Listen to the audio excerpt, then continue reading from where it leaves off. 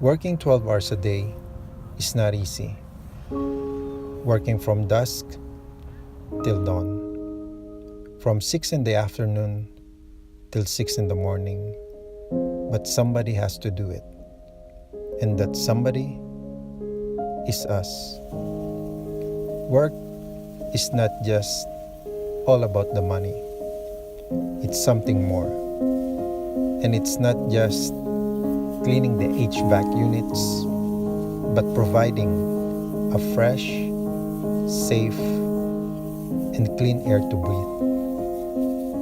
There is a certain level of accomplishment, knowing that the parents, teachers, and staff, and especially students, mostly, will benefit from this work we are doing.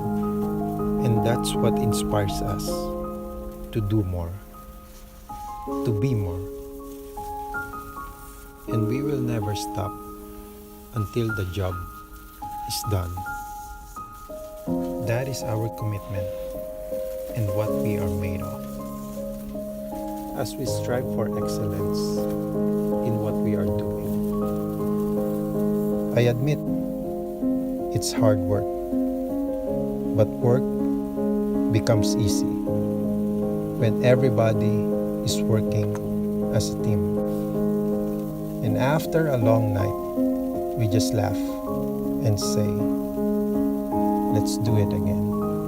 Because every day is another day and another opportunity to improve on what we do best.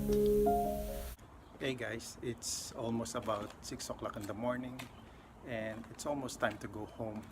So the only good thing about after having a hard night or a long night at work is knowing that you have a family that you can go home to, and it's a great consolation prize for you.